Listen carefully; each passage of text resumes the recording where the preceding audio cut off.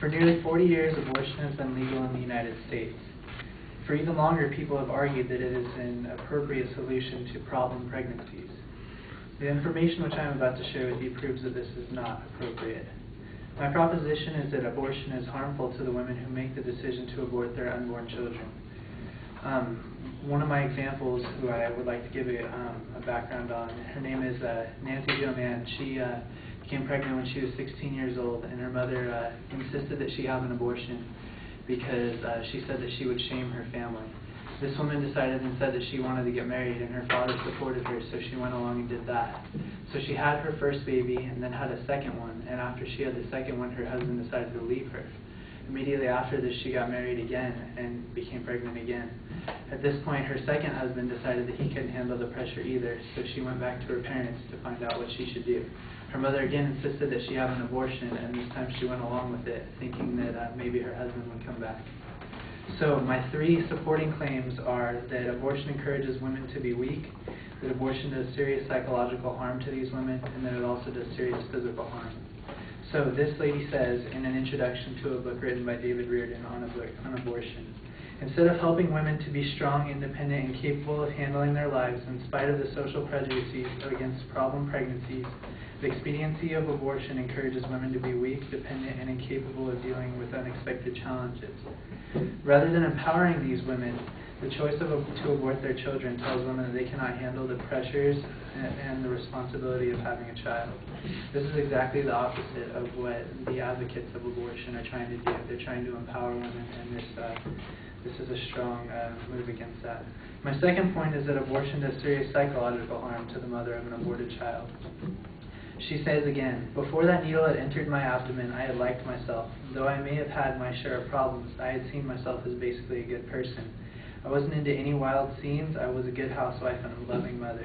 I was happy to be me. But when that needle entered my womb, when it pulled out the nurturing fluid of motherhood and replaced it with that venom of death, when the child I had abandoned suddenly began its struggle within me, I hated myself.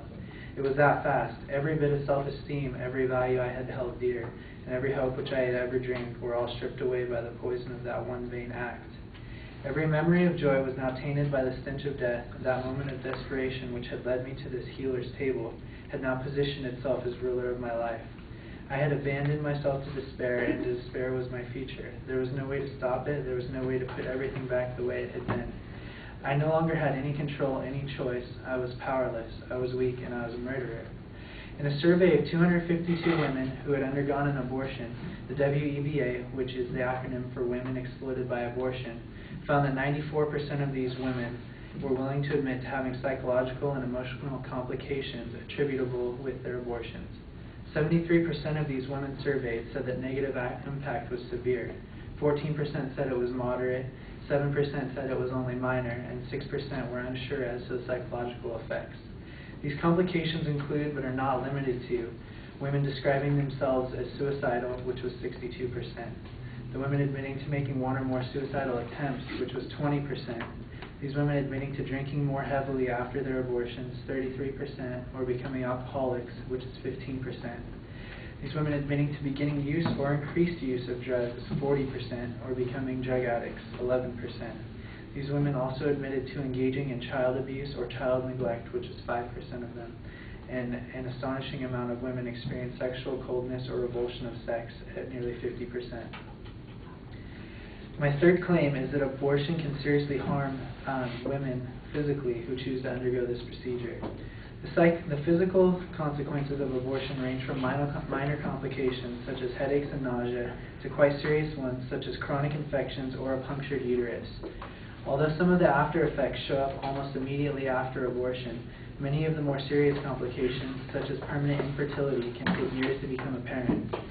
Of the 252 women surveyed by the WEBA, 47% reported suffering from a physical complication.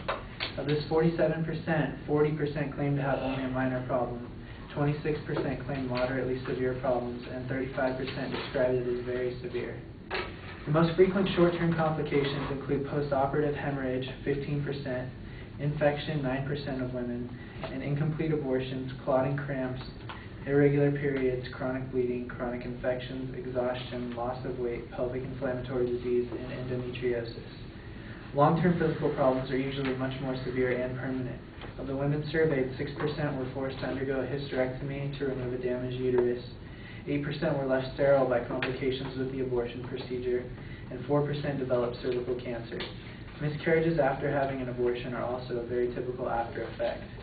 In conclusion, I hope that I have helped you to see just how harmful and dangerous abortion is to the health of women by demonstrating the effects that it can have on the motivational, psychological, and physical well-being of a woman. Thank you.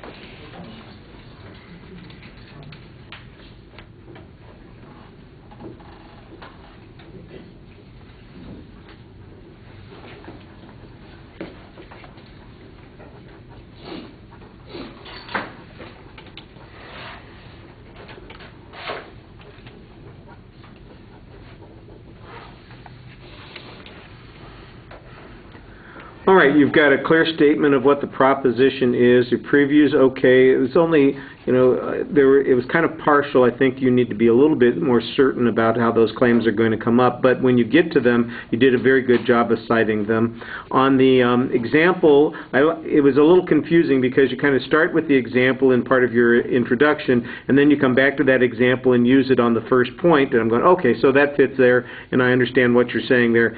And so it was, like I said, just a little confusing because you're using it in the different places. And then you extend that example and use it on the second point as well. And I think it does a good job of illustrating the concept that you're talking about, but it doesn't do quite as strong a job of making the point that this is, in fact, something that's generalizable. On the first point, you don't have any backup evidence on it at all. You just have the one first-hand experience. Now, on the second point, you start off that section with the example, and like I said, I thought the example explained your concept pretty well. And then you follow it up with some statistical evidence, and then you've got a whole bunch of statistical evidence on the third point also. It sounds like all the statistical evidence, though, comes from this one study that was being done, one survey, and I think you need a little bit more diversity in your sources on this.